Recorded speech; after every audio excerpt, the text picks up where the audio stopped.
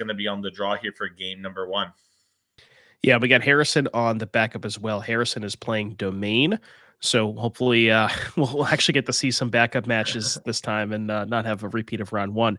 But as far as our main feature match here, we have Robert Taylor on the right hand side of your screen playing Esper Pixie. Now this is a bit different. Where this Pixie list, you saw in the previous version, we had Pixie on the main camera match.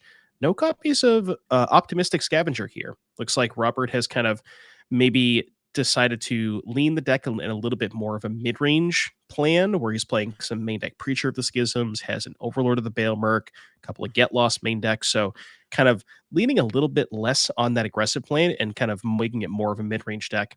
And then on the other side, we have Raul, who is playing the Jeskai Oculus deck.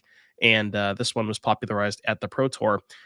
This one actually does have Marauding Mako. That was a decision that people were split on at the PT. Some of them had it and some didn't.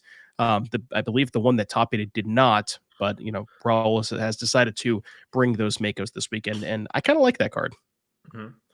As we do see a Hopeless Nightmare being played here for Robert Taylor, as you all know better, just Fire Shoes, discarding the Steam Core Scholar. So, could have been potentially disastrous if the Horrid Oculus comes down, but instead it's just going to be the Scholar return with a helping hand. And I mean, this is still pretty good value, right? Just being able to discard the Steam Core or get rid of the Steam Core Scholar off of the Meticulous Archive. And, Raul's going to be digging for some of those. Has a lot of good cards that he can get back with the Helping Hands. Has the Oculus, Fear of Missing Out, the Steam Core Scholars, and a couple of Inties as well. So plenty of targets for the recommissions and the Helping Hands. Raul, is playing a couple of copies of Prof's Eidetic Memory this weekend, where Profs pays you off for drawing a lot of extra cards. Very good with Steam Core Scholar, because that one having Vigilance, I don't know if you know this, Mason, but Vigilance with a bunch of +1/+1 counters and flying, kind of a combo.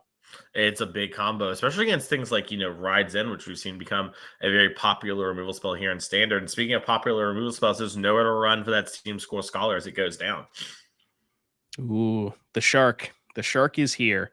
Now, Marauding Mako, very unassuming 1-mana 1/1 Mason, but has the potential to be quite large here. Pays you off. I don't know if we can get this one up on screen because maybe it's a newer card. People may not have seen this one before, but whenever you discard one or more cards, you put that many +1/+1 counters on it. So with something like Chart a Course, that's going to be able to. Question here. I wonder if Robert let the attack go through. I don't see a card being discarded. So yeah, it looks like we did let the attack go through. Maybe a little bit of a +1 there for Raul. Yeah, but also maybe Robert was thinking, I don't want you to have the discard synergies. Yeah, right. That too. Yep. Like I am curious because it seemed like Robert didn't seem very bothered by it. You know what I mean? Like he was like, yeah, friend, you get the 2 cards, so you can have it. It might be a great poker face here for Robert, but I do wonder if that was, a heads up situation there from Robert, knowing I can beat a lot of things, but I can't beat an Oculus. Right. As we do see another helping hand come down the Scholar, and that is going to grow the Mako. And we've seen the Mako make waves in modern Hollow One. It's sort of just the newest Flameblade adept. If you played in the old days of Modern with Hollow One, just keeping the counters, like you said, is so huge. I'm really excited to see tomorrow. We're doing the Pioneer Tournament. And Devin, we're the first big Pioneer Tournament since the release of Aether Drift when it comes to paper Magic. And that is so awesome in my mind because I think Pioneer was really hitting a great place. And then we sort of put on the back burner for a little bit. We're going to let the format cook. And I just can't wait to see, is someone going to bring, a Hollow One type deck? You know what I mean? Or, the cycling deck. Now, that's a little bit of preview for tomorrow as we saw Raul thinking about it and decides to make an attack with the 3/3 into the 2/4. No reason. Just hanging out, Just chilling. Yeah. Yeah, there's, I got to look at a good look at Raul's hand. I think there was a Destroy Evil, a Torch the Tower among the holdings here. So I believe has the ability to Destroy Evil, the Preacher of the Schism. Well, maybe not. I may have misspoke then because probably would have fired that one off if we had it. But yeah, the Preacher's coming in here. I do want to say just the kind of there's so much synergies with this Jeskai Oculus deck where before it was very one dimensional where it was really all about discarding Oculus and getting it back with one of your reanimation spells.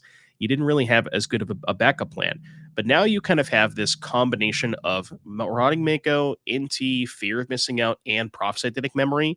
And it really does give you a good solid plan B for the games where you don't have Oculus. Yep. It's a big get, as we are going to see. Passing the turn here. Raul playing the game very patiently so far. I Yeah, really like the way they purchase. imagine last turn if we had a profs, we would have got, the 2 counters in the Mako and 2 counters on the Scholar, attacking for a lot more damage. And that is Get Lost, I believe. Yeah, get lost on the scholar. Really telling in my mind of what Robert is prioritizing, what he thinks he can and can't beat, right? He feels like this Mako, even though it's sort of the scaling bigger threat, he feels like, hey, I'm going to lock the ground up with a bunch of vampires. Don't worry about that. Let me just make sure I don't get hit in the air. Shows a lot of, experience in this kind of matchup to make a decision like that, right? Clearly, Robert has plans going on. And I almost wonder if that means, maybe that signifies that he has a town aid big enough where Mhm. you don't want to town the Scholar because that will give Raul an extra 2 cards, and potential, ways to dig out of it. So you figure you just take the little bit of a hit now, and then later on you could town the Mako even if it gets a little big. But helping hand, that's going to give you some value off the Get Lost. Well, I just really like that Raul's willing to get a helping hand. A lot of people aren't in life, but we see Raul's just, being like, hey, I need a little help here. As we're going to discard another 2 lands to this, as Raul's kind of in flooding. It doesn't look that way because we've discarded 4 of the lands that we've drawn extra, but we have about, I think, 10 lands among everything we've seen this game. So Raul just having, a lot of kind of honestly mana issues, but that's one of the nice strengths of this deck is you do just get to, loot and rummage away a lot of these excess lands.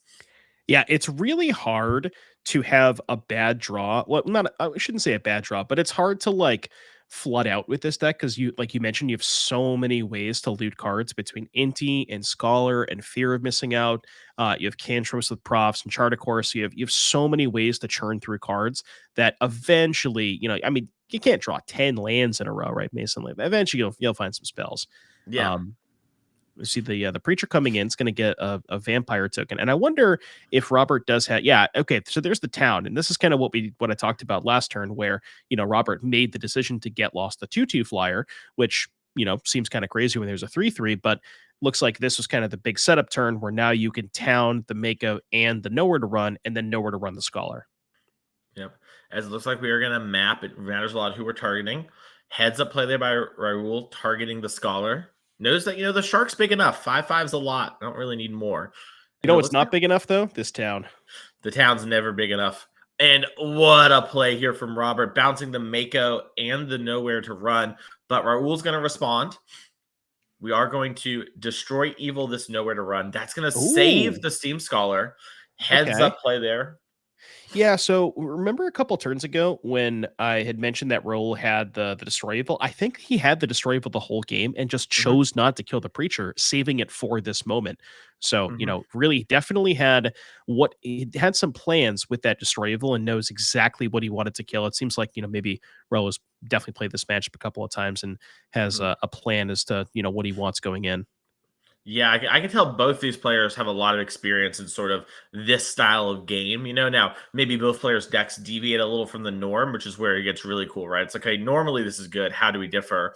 But they're clearly playing with a lot of intent and purpose. As we see the Battlefield Forge hit off the map, get played, pop the next map, another marauding Mako on top of the deck. Yeah, probably don't Raul want that doesn't have one. that one. Yeah. Little late to the party for the Shark Pirate. And like you mentioned before, flying vigilance so massive here, just getting to hit Robert for 3 for free, quote unquote, right?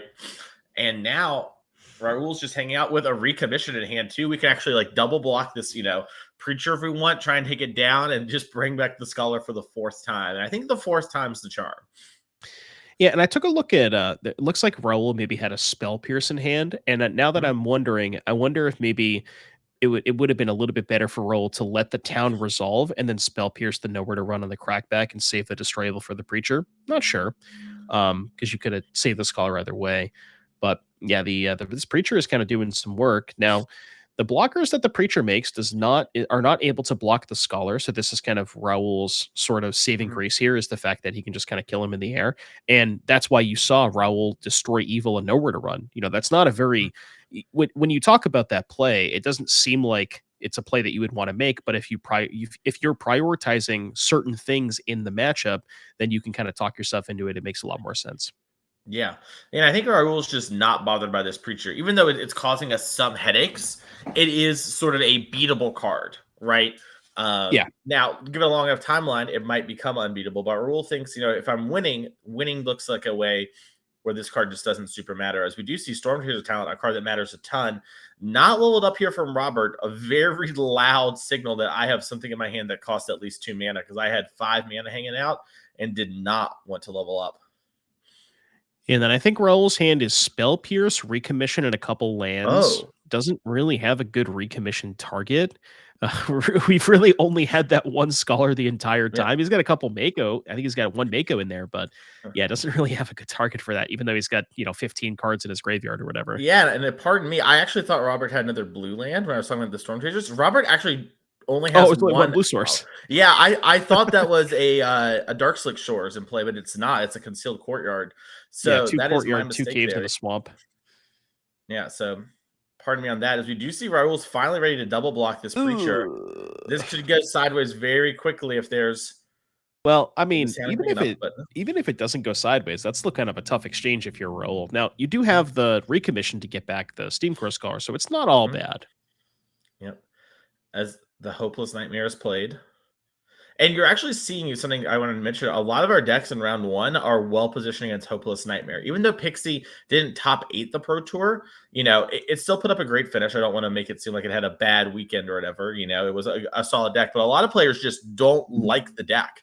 Like, there's just a lot of people who are playing decks that are good against Hopeless Nightmare, and this is one of them. Imagine that coming down turn 1 and Raul discards, I don't know, an abhorrent Oculus, and then we helping hand it. That is basically game over for Robert. So when you play a deck like this, people are out to get you.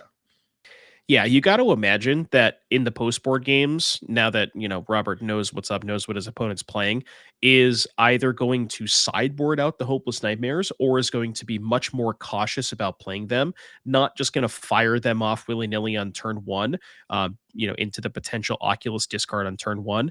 And maybe wants to save it a little bit for later on, saving it for when you eventually do have the answer to the Oculus. So if your opponent has the discard Oculus Reanimate, you already have the answer rolled up. It also is still good in combination with Graveyard Hate. Like if you have a Rest in Peace, your Nightmares are still good because their Oculuses can't be cast anyways. So, as we do see a Steam Scholar hit the battlefield. What's the Raul? So the town was picked up last turn off of the talent. Do we have lethal? So if we town both Nightmares, that's going to put Raul to 6 with 2 blockers. Not quite, because you can block the Otter and a Vampire take 2. Well, here's a nowhere to run, though. Going to kill the Steam Scholar, Okay. excuse me. So I think you might be right if we bounce both of these. What if we bounce Fear Town? Okay, we're going to bounce Town Nowhere. Then Nowhere the Fear. Yeah, this is good. And then you clear that. You hit for 6, 2 prowess triggers, or 3, right? Well, yeah, the Otters are 3, and these are all 1/1s. So that is 6. You're right. Down to 4. The Otters are 4, right? Because we cast 3 spells. We cast Nowhere, Town, Nowhere. Yes, you're correct. So it should be 7. Yeah, so 7 to roll down to 3. And yeah, I mean, we also gain some life. And the big thing tier 2 is we do just have like talent pick up this town ain't big enough, do it again. Now, the big problem here is we still only have 1 blue land. I've been trying to pay a lot more attention to that since I made the mistake a second ago. And, Robert is just sort of choked on blue, sort of been playing an Orzhov game. But yeah, still only the 1 blue, so it doesn't really have the ability to go town and level it. It's possible this Oculus is enough. You're going to play the Oculus. You're going to get a second blocker on the Manifest. That's 2 blockers. So you can block a Vampire and an Otter, take 2, go to 1. But yeah, it's going to be pretty tough here for Raul. Yeah, and it looks like Raul here is planning to exile the 6 cards, was just figuring out how we wanted to tap our mana before we got to that. And we're just going to get rid of a bunch of cards that don't really matter. Yeah, as long as you keep Delirium and all the creatures, everything else is fine. And Raul's graveyard is flush enough where it shouldn't matter. Yep, as we are going to see a Fear missing out. Afterwards, discard a land. Now, this is something that Raul could do to get out of this, right? You see Robert at 11. The fear missing out plus Oculus does represent 10 damage in the air. So Mhm. if Robert can't find an untapped blue source to be able to, well, I guess even if he does, he doesn't have three because you need three blue Yeah. mana to be able to go cast, activate, and town. So even if Robert draws a blue source, still does not have that line available to him. So potentially, maybe a way for Raul to steal this game.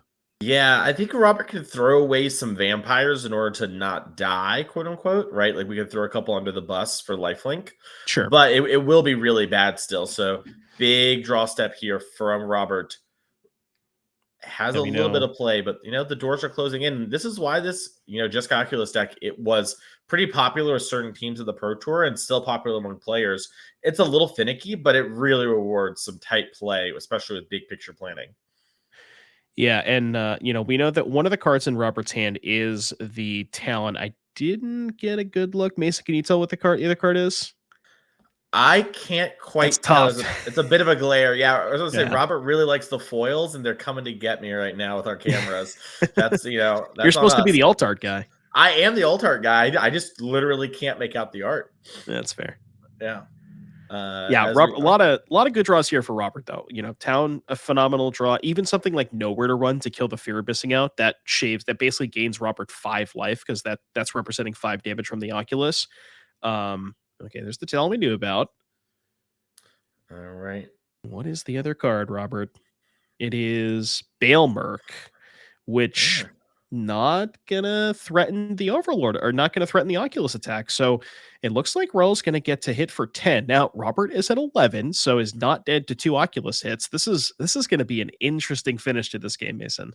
Definitely. A little surprised by the sequencing here, but yeah, I mean, this was a hard cast overlord, as you can tell here. So it is on the board.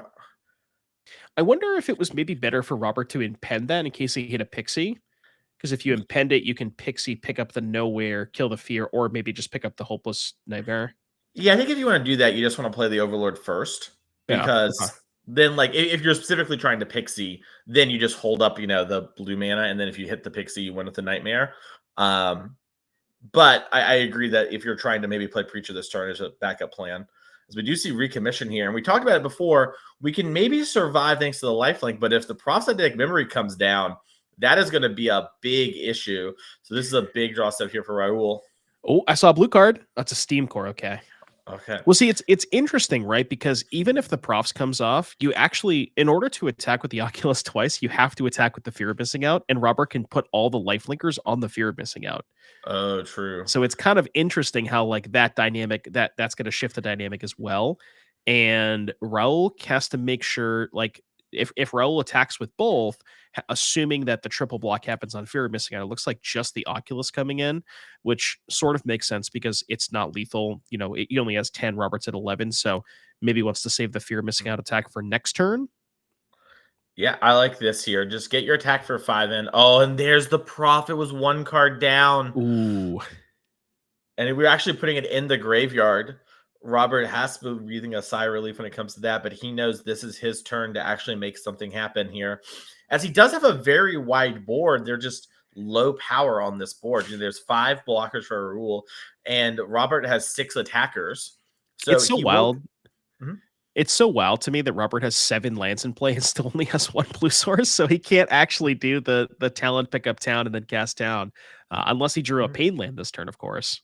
Yeah, and we can level up the talent to get lost, but even if we do that, Raul's at 1. He'll block all the biggest things. Now, you would be able to have a get lost you could use on something like the Abhorrent Oculus.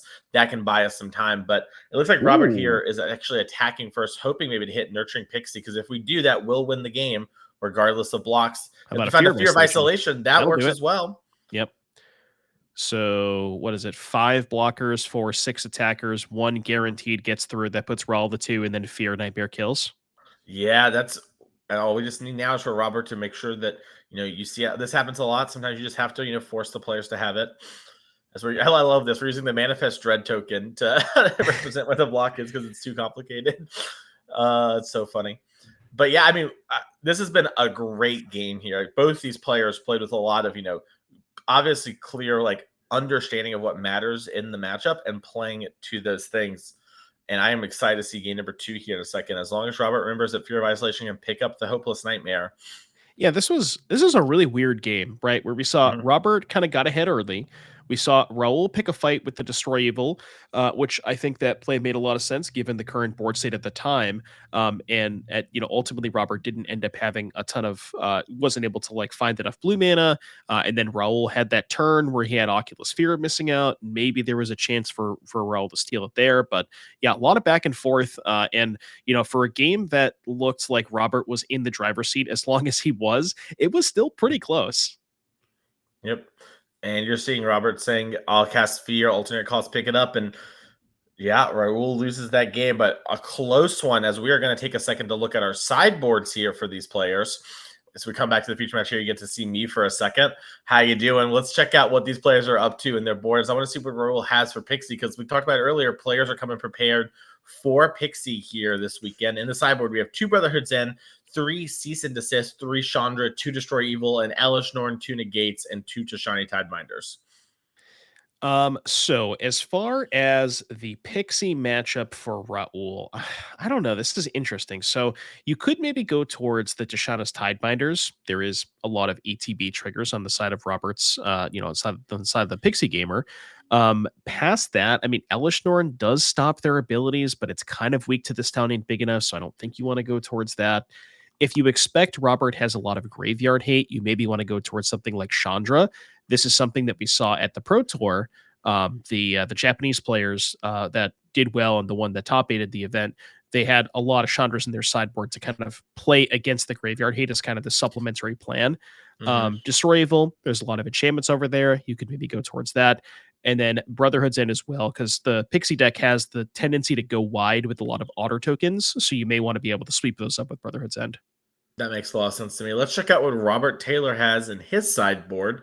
We have 2 Destroy Evils, 4 Dreams of Steel, and Ooh. uh-oh. 1 Get Uh-oh. Lost, 1 Ghost Vacuum, 1 Gix Command, 1 Rest in Peace, 1 Shieldred, 1 Shrouded Shepherd, 2 Lockdown, and a Witch's Vanity. As it looks like Robert has a lot of cards for this matchup. Can I just can I say that we just want the whole sideboard? Like, are you cool with that? Yeah, I mean, No, basically. everything but the Shepherd and the lockdowns looks appealing to me. Mhm. Dreams of Steel and Oil is phenomenal in this matchup. If you can say your opponent on turn 2, they go Fear of Missing Out, discard Oculus, and you go Dreams, take your next best creature and exile your Oculus. It's so backbreaking in this matchup. Destroy Evil, Get Lost, being able to kill the Oculus at instant speed, huge. Ghost Vacuum, Rest in Peace, massive. And then those are like the slam dunks. Past that, you could consider a Shieldred. The Oculus deck does draw a ton of cards. It has Charticore, Steam Core Scholar, Fear of Missing Out. So maybe you want to go towards Shieldred. But Robert is just flush with good cards in this matchup. Definitely. Well, our players are finishing shuffling up here as they're done sideboarding. So let's take a look at some of our upcoming events while they're shuffling. As much as I love to see, great Ultimate Guard products to help bring us the I stream. just like shuffling, Yeah. Well, I'll tell you what, the only thing I like more than shuffling is shuffling up to play Magic. And you can do that here in Chicagoland, May 10th and 11th. We're going to have a 10K Modern Showdown Saturday and a 5K Standard Trial Sunday. This will be post the ban and restricted announcement coming up here at the end of March. Hopefully it's a great one. And after that, we're going to have Indianapolis. We have a 10K Standard Showdown on Saturday and a 10K Team Showdown Final Fantasy Sealed on Sunday. And of note, if you haven't watched many of our events, showdowns are the events that get you to our champs. Basically, you win one of those, you're straight in. So maybe you're more of a limited person. This is a great way to get in the team sealed, And also, if you get in with your 2 friends, it's you and your friends are all going to be at our champs at the end of the year. It's going to be very exciting. So you're going to make sure to come out and play that event. Oh yeah, team events are fantastic. It's been a long time since I played a team event, but they are some of the best Magic you can possibly ever play. And shout out to Energy for allowing a team event to be in the roster. Yep. All right, You opening also hands. What do we got? So it's tough to see. I think I see a couple lands. I want to say a Mako. Destroy Evil. I think it might only been may have only been one land for rules, so I'm gonna throw that back. And Yep. looks like Robert as well gonna throw that back. So both on 6.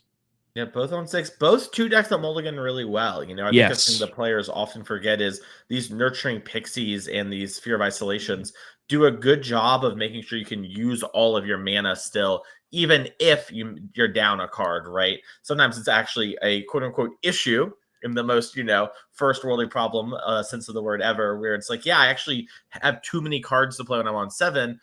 Which is obviously what you'd prefer to be the 6, but you do get to, still play the game when you mulligan and have these pickup creatures in the deck. Yeah, and for the Jeskai Oculus deck, I don't know if you sort of agree with this, but it almost feels like a Phoenix deck where you have so many ways to filter cards between Steam Core, Fear of Missing Out, Chart of Course, Prophetic Memory, a lot of cantrips, where your opening hand by the time you get to turn 3 or 4 is not going to be, you know what I mean? It's like you get to see a ton of cards and are able to kind of sculpt and figure out what you want. So but yeah, like you mentioned, the Oculus deck mulligans well because of that. Just has a Mhm. bunch of different ways to like filter and draw extra cards. Yeah. Yeah. If I cheat in an Oculus, that's all I really need to do. Yeah, That'll be exactly. enough. As it looks like both players were happy with their 6s. Just some land going from our players. Destroy Evil. Looks like a Spell Pierce, a Destroy Evil, another white card that I can't quite make out, and I think a Steam Core Scholar. It's a helping hand. It's an Oculus. Okay, Helping Hand Oculus. Yeah. A little bit of the combo, as you might say. Yeah, well, if you call it a 3-card combo, we only have 2/3 of the combo here. Yeah, but our Normally, good Robert. friend Robert Taylor might play a hopeless nightmare against us, and if he does, it'll be disastrous. Well, this is kind of that thing I was talking Mhm. about, right? Where it's once you know your opponent's playing Pixie, you kind of want to slow roll. And you see, Robert picked up that Dark Slick Shores, went to tap it, and then thought a little bit better. So I wonder if he's thinking about, maybe has the copy of Hopeless Nightmare, but wants to wait to cast it until he has an answer for the Pixie. And very interesting for Raul, did not decide to fire off the Destroy Evil there.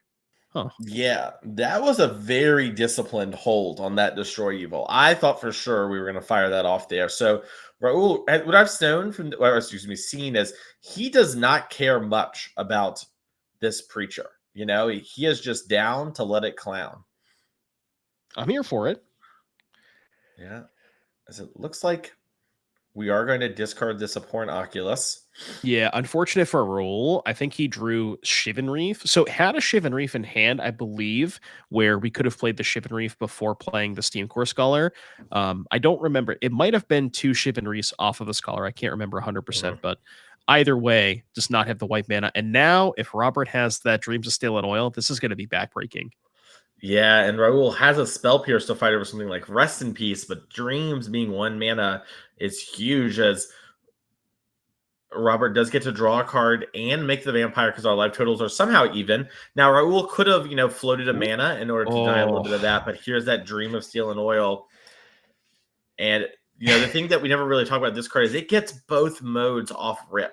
You get the exile from hand and from the graveyard. It's not an either or. And look at Robert Tate. He has another one. So if this one's good, he knows he can fire off the next one. Now, we know there's not enough targets for that, but it could have been a disastrous turn. Yeah, no targets in hand, but honestly, if it was just 1 mana exile your Oculus from the graveyard, you might still just play that anyway. So this is kind of the intended purpose. And just getting the hand knowledge is good too, right? Now you know about the Spell Pierce, you know about the Destroy Evil.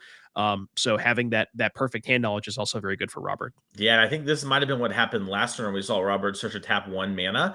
I think he was thinking about Dreams and Steel and Oiling, decided to get the Preacher down, and is rewarded really heavily for that as Raul spent his whole turn setting that up.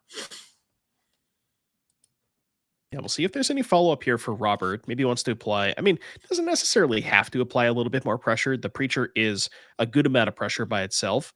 So, is maybe content with just kind of passing, holding up some stuff, maybe a Destroy Evil, maybe this town ain't big enough.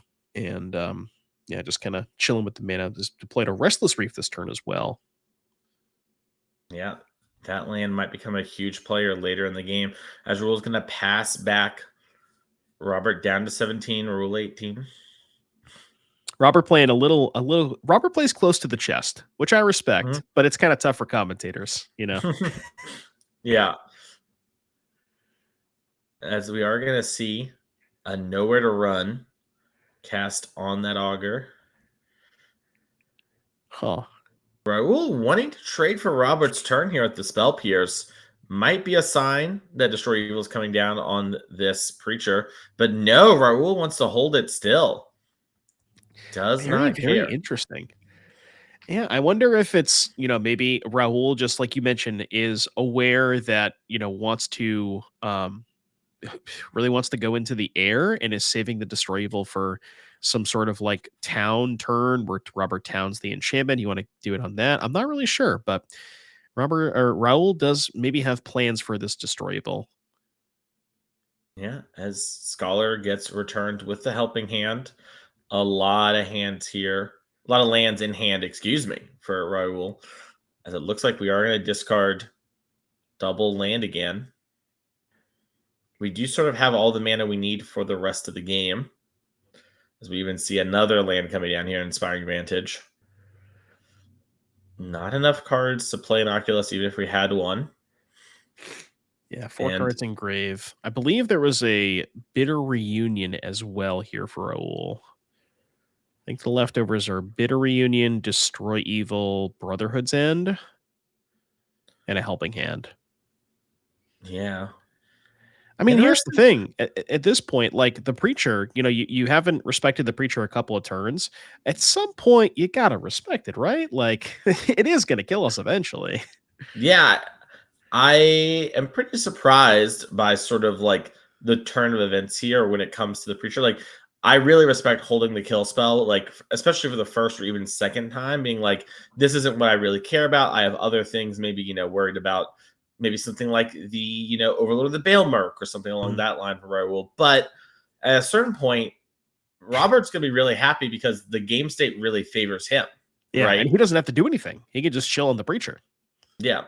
And so Robert also has to think about like, okay, well, what do I care about if I'm, drawing an extra card or making a vampire each turn? And there's not a ton. As Raul just draws another land, does have, Does have the the Bitter Reunion, so we can yeah. cycle one of those lands. That's what's gonna happen here. Taking a little draw too, as here comes Ooh. Oculus into the Oh, hand along with another Destroy another Evil. Destroy Evil. Okay. The second Destroy Evil makes me a lot more excited to go for it. Oh, I, we only I got 5 in the grave. yeah, we're a little light. Yeah, surely if you have 2 Destroy Evils, that's the point where we fire one off, right? It has to be, right? You would Yeah, assume so. that is my thoughts. I imagine we do it on our opponent's turn, to make them, if they're going to have something like a Spell Pierce, tap them out of a land at least. But Yeah. yeah, and we see where we'll flick it to the front too. I think he's thinking, okay, second one's good enough for me. As it looks like Robert's saying, my friend, this town might not be big enough for us. But you also see here, he's in the unenviable position of being so far ahead right now. Yeah, does he even have to fire this off? And you see Raul once again fight over this nowhere to run. Okay. And So now the Scholar's back. That does put the 6th card in the graveyard for Raul. So next turn does have the ability to play Oculus with 2 mana up for the Destroy Evil for the Preacher. Yeah, interesting. Interesting to see him go for the Destroy Evil on the Nowhere to Run, because you figure if the plan is to just get the Oculus into play, maybe the Nowhere to Run doesn't matter, and then you could just kill the Preacher, let him have the Nowhere to Run back, and then go from there. But yeah, now like, I mean, look at how much damage this Preacher has dealt by itself, right? Like, I don't yeah, think Robert has attacked with anything but a Preacher, and Raul's at 7. So yeah, and now this Dreams of Steel and Oil comes down. I think there's a creature in the graveyard. I might be mistaken. There's been a lot of discarding. No creature in the no, graveyard. no They've all been Creature. drawn back. But getting the Oculus from hand is huge here, because that was basically Raul's huge. Like, that was Raul's big plan at this point. Mm-hmm. And Robert just double checking, like, okay, yep, I do want to take the Oculus, because sometimes you do want to deviate from these plans. If Robert had something that could answer the Oculus in hand, like a counter spell or something, but has another Dream of Steel and Oil, and there goes the Scholar. It's exiled, which does matter. Yeah, a little Yeah, it matters a dexterity error lot. there. Matters a lot in this matchup. And yeah, Raul just on the back foot here with Robert having a hand full of spells and the battlefield. And the battlefield being the most important part here, where Raul is just, gonna have to clean up these things. Now we do have Brotherhood's End and Destroy Evil, so we can use all our mana next turn and completely clean up the board. But it's definitely not the way you wanted to go, as it's basically a 2-for-1, as all these 1/1s were made with the vampire. Yeah, and Robert extending the Storm Chaser's talent into the Brotherhood's End. I think he just doesn't really care that much about the Brotherhood's End, where, Robert says, okay, if that's your whole turn, I still have the Preacher in play. I have the Storm Chaser's talent to rebuy the town later on. Don't really care if I lose this one otter token. And let's not forget about the creature lands. Robert's got 2 reefs and an anchorage just kind of chilling down there if things do go south eventually. So has plenty of gas left over. All right, and NT was the top deck. That is a powerful card for sure. Okay, so we can get a little haste action here, but if Rob, I'm assuming Robert probably has something to deal with this NT. Yeah, and here's Or not. Okay, Raul discarding the Destroy Evil. I think I've seen enough. I think Raul doesn't realize that kills Preacher. I'm just gonna call that's it. possible. I was thinking that might be a possibility later on. I didn't want to say it, but yeah, I think we maybe missed that, or maybe we're just planning for bigger things there. But either way, the discard hits a Charter Course, and not enough here. Raul's going to pick up the cards as Robert Taylor has lethal on board. Congratulations to Robert. Moving on to 2-0. 6 more rounds of Magic left in the day, but off to as good a start as you can have. But speaking of good starts, Devin, we actually have a backup feature match that we're going to get to in just a second. We're going to set that up for y'all. So we're not done with the Magic yet, but that was a really fun one to watch. I didn't want to have me really, jonesing to get on Arena and start playing. Oh yeah, I mean that first game was awesome, right? Where we saw Robert had kind of the initiative early on, had a whole bunch of was able to kind of get onto the battlefield early, was really close to killing, and Raul had that one big turn where he went Oculus into Fear of Missing Out. Robert was at 11, had the chance to deal him 10 damage in the air that one turn, and Robert hit the Fear of Missing Out off of the Overlord on the last possible turn. So that first game was awesome. Second game, not quite sure what happened there, but in any case, congratulations to Robert. Sounds great to me. But speaking of what else sounds great, so our backup feature match, let's head on over to it here as our players are in game number 1 here. Now, the pips are wrong. We had a little bit of a small issue during the saving of the game, so that is on us. So this is technically game 1 here. Sorry about that. As we're going to be watching Harrison on your left with Zur Domain versus Alex on your right with Gruul Mice. Yeah, and this is kind of an interesting matchup. Obviously, the play draw definitely matters with the Gruul Mice deck, and also what matters is how many sweepers the domain player is playing main deck. So Harrison this weekend is on 3 temporary lockdown, 2 Day of Judgment, and no Sunfalls. So as 5 sweepers in the main, along with none in the sideboard. So really just kind of leaning on 4 copies of Ride's End and 4 Leyline Binding as kind of the spot removal spells to pair with those 5 sweepers. And then, basically if the domain player is ever able to get a turn where they can go Overlord into Zur plus activate, it's usually the point of the game where the game ends. Yep. As Alex is mulliganing here down to 6. Not the end of the world.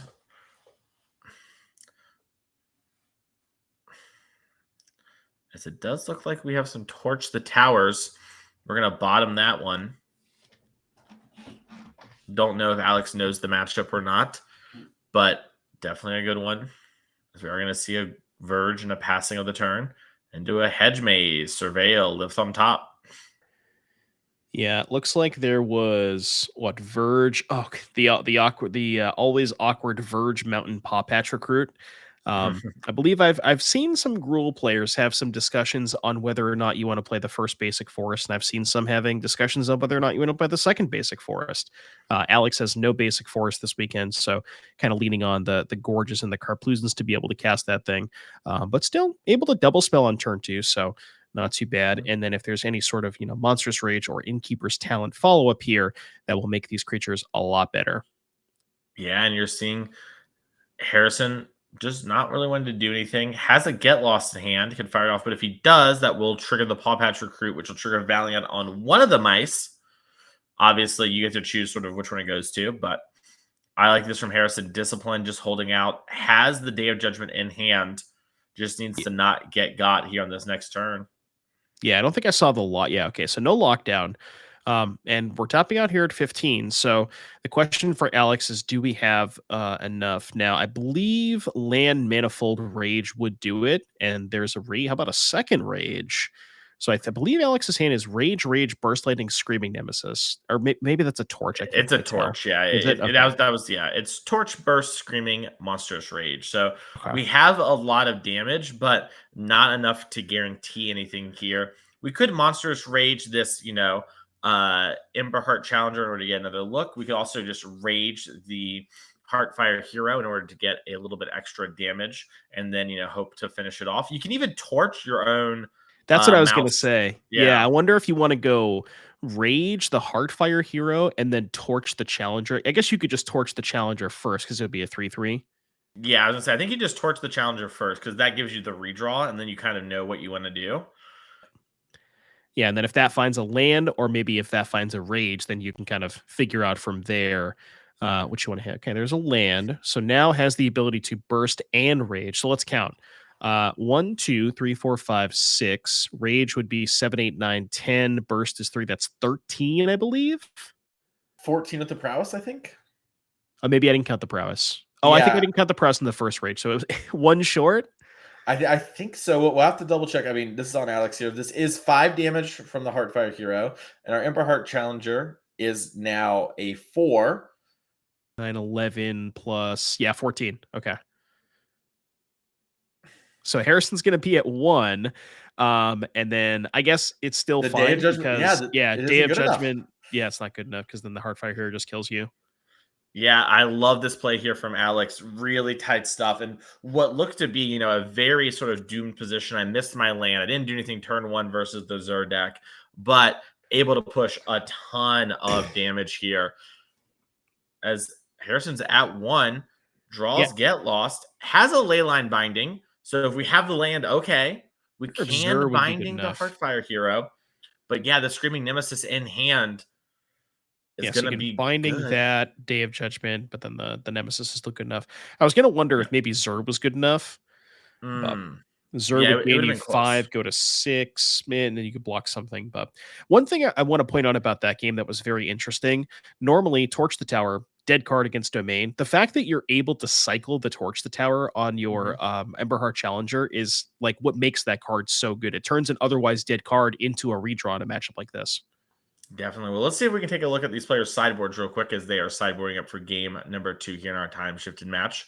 We can see what these players have brought. As these are the two big games. We're actually going to go straight to game number 2 because of the time in the round. We want to make sure to bring you as much magic as we can. But it's pretty stock stuff here. You're not going to be missing anything too big. If you played this matchup, Imagine a couple paw patch formations here from Alex and some more interaction here from Harrison as Harrison plays up the beanstalk and passes the turn. Yeah, a couple of Sunspine Links is too. It looks like Alex is playing 2 of those this weekend. So those are the cards that Alex is looking at. Mhm. But as I mentioned, no more additional sweepers here for Harrison. So it has the 3 lockdowns and the 2 day judgments, but that's where we end in terms of sweepers. Really wants to see if we can go Overlord into Zur. That's what we're looking for, but no Overlord here. Looks like a Smite and a Get Lost, I think, in hand for Harrison. I see a cat in Alex's hand. That is a Sunspine Lynx. Yeah, Sunspine Links is huge, but we're only on 2 mana once again. As here comes Manifold Mouse. It's going to be a way to trigger Valiant and push a lot of damage here on this Ember Heart Challenger. We hit a mountain. That's good. We're missing the Huge. land drops as an attack here for essentially 6. Elspeth Smite looks to be targeting, I think. Probably the Challenger, because I think that's the one that got. Oh, okay. Yeah, he is answering. Yeah, and then he's going to Okay, ride in that the makes other sense. mouse. Yeah. Got it. I like this play here from Harrison. Sort of like, hey, if I were to kill the first mouse with the first one, then you'd probably put on your manifold so it can double strike. So good technical play there. We are going to see a surveil land with a lot of lands here in hand for Harrison. Has a Zur and the mana to be able to play and activate next turn, but not this one. Importantly, Zur does give Death Touch, so having being able to trade up the Beanstalk for one of Alex's creatures could potentially matter. But Yeah, it's huge. really wants to find one of those big enchantments, any Overlord, a Leyline Binding, and there was a card kept on top with the Surveil. So you have to imagine, presumably, that it is maybe one of those big enchantments with the Zur in hand.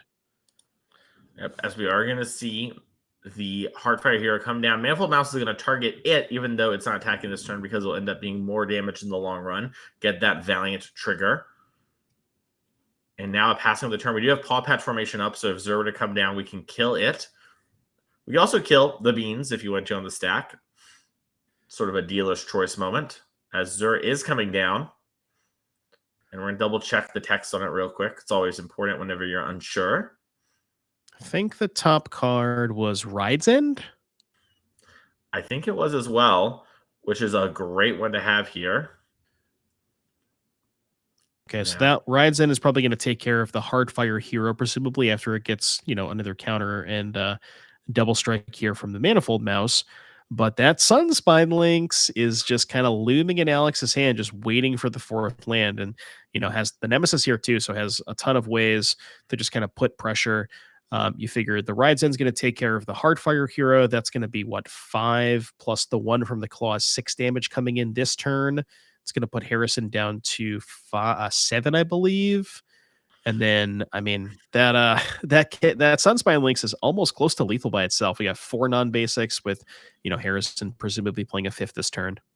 Yeah, and we note here we drew Temporary Lockdown. We also drew Beza after our Beans trigger, so there is a play that isn't just Lockdown, but you're seeing the awkwardness here. Not all the cards line up perfectly, and this is why, even though Zur won the Pro Tour and put up, probably the best finish in the weekend with 3 people in top 8, Gruul was one of its losing matchups. It is just so brutally efficient and has cards that matters against you here. So it's definitely not game over here yet for Harrison, since his Beza comes down and stabilizes a good bit, but you can see why this matchup can be so challenging. Yeah, the Gruul deck just has so many ways to not only just, has a ton of ways to put pressure, it's a lot of its haste, right? You have Screaming Nemesis. The Sunspine Lynx has effective haste because it deals, 5, 6, 7 damage when it comes into play. Emberheart Challenger, you have the villages, which also allow you to gain a ton of value from your lands. It just, has so much, like you said, it's just so explosive. And see a second Hired Claw here. So with Harrison at 11, let's assume everything gets in. That's 2 damage from the Claw. You go to 9. The Beza would block the Manifold. Maybe you chump block the Nemesis. And another important thing here is if that Nemesis gets to trigger and deal damage to Harrison, if you turn off life gain, it's really hard for the Domain deck to win. As a second Lynx in Alex's hand too. Yeah, we've had these links hanging out. I think that's what Alex is doing right now. Is basically, I think we might be trying to put a counter on, that Heartfire Hero. So if Day of Judgment is the out, we're going to get to push a lot of damage, and we're basically throwing the Hired Claw away, quote unquote, just to get the 2 damage in, so that when Sunspine Lynx plus a land will be lethal.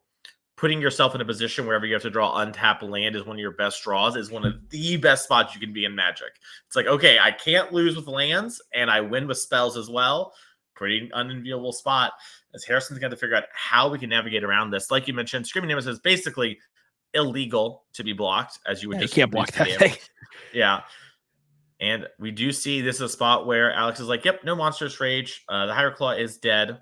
I'm sure the players will realize that in a second. Very common thing, we've all been there. A Temporary Lockdown here in hand. I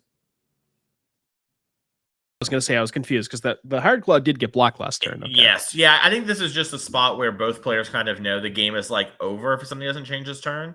And I think they're both thinking it's dead. And, this is a time-shifted match. We can't get it fixed. Whatever happens, happens. But fairly sure both players are going to realize it here in a second when they start to touch the Temporary Lockdown. We'll see.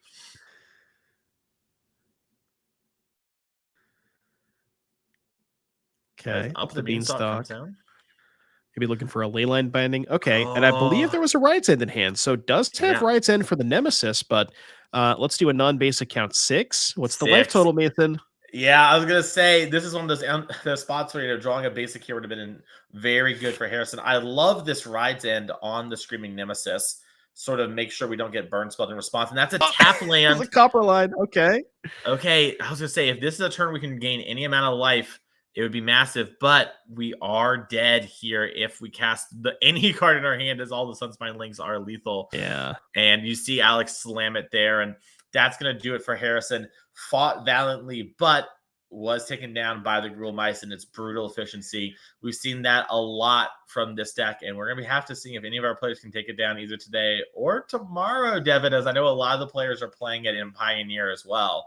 So I'm going to be interested to see sort of how this deck translates to that tomorrow. So you want to make sure to follow this Twitch to not miss any of that action. And speaking of action, Devin, we need to take a second to set up our round 3 feature matches. So we're going to take a quick break, and we'll be back in a minute.